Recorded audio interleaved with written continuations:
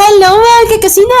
Ako po ulit si Ate Angel ng Kusina ni Angel, and for today's video, tuturuan ko po ulit kayo ng another dessert recipe na baka hindi mo pa nagagawa or nasusubukan sa iyong kusina, kaya't panoorin ang buong video dahil madali lang po ito. Una, naglagay na tayo dyan ng buko jelly powder at tutunawin lang po natin ito sa 3 cups of water.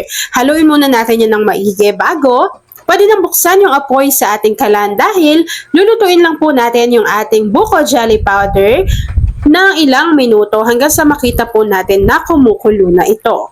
And yes mga kakusina, gusto ko lang ding i-flex sa inyo itong ating kasirola na yung kanyang handle po ay natatanggal. Ayan. So ito po ay galing kay Red Chef, and huwag kayong mag-aalala kung kapag nailagay ba yan dyan baka po matapon yung ating niluluto. Hindi po, dahil meron po siyang lock. Yan. So kapag kumulo na po yung ating buko jelly powder, off lang natin yung apoy sa ating kalan at i-transfer lang natin ito dito sa ating lagayan. Kapag na-transfer na natin ito dito, hintayin lang po natin tong mag-set at mag-firm bago set aside muna natin yan.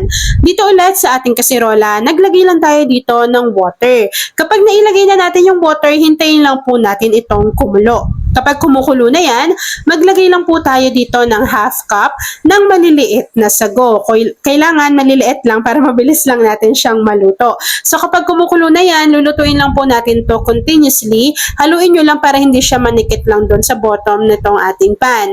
Kapag nakita ninyo na nagta-transparent na yung kanyang itsura, for about 13 minutes siyang lulutuin.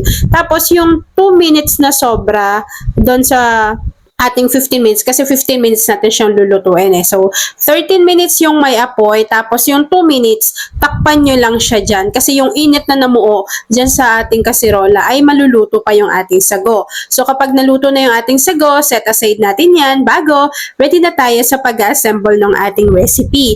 Una, dito sa ating mixing bowl, kakailanganin natin dito ng 3 piraso ng pisngi ng hinog na mangga. So ito po, matamis yung napili ko eh. Hindi ko lang din alam kung paano ba siyang malalaman. Pero buti na lang, matamis to. So ito, 3 piraso yung kinuha ko doon.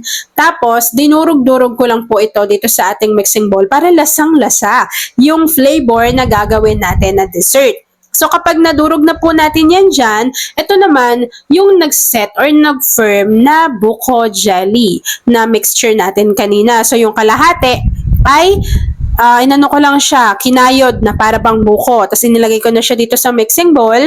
Bago, itong kalahati naman po ay hiniwa ko lang ng maliliit na cubes lang siya.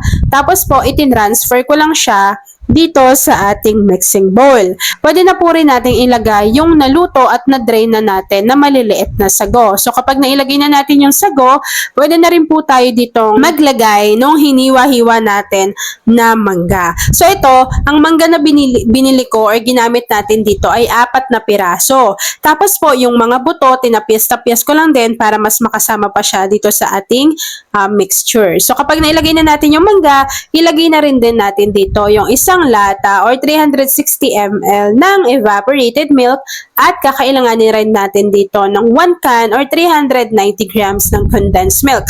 Kapag napagsama-sama na natin yan dyan lahat, haluin lang po natin ito ng maigi para mag-combine and hindi lang naman namumuo yung condensed milk sa bottom ng ating mixing bowl. Kapag nahalo na natin yan mga kakusina, ilagay lang natin to sa ating chiller para medyo lumamig siya. Tapos, pwede na po natin yang i-enjoy.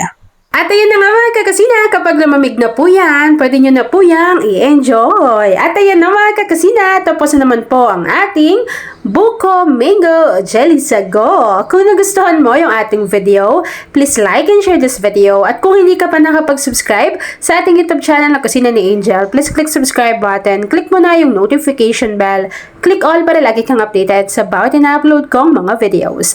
At kung isa ka din sa mango lovers, say hi Angel sa ating comment box section. Yan lang mga kakasina. Thanks for watching and enjoy this video.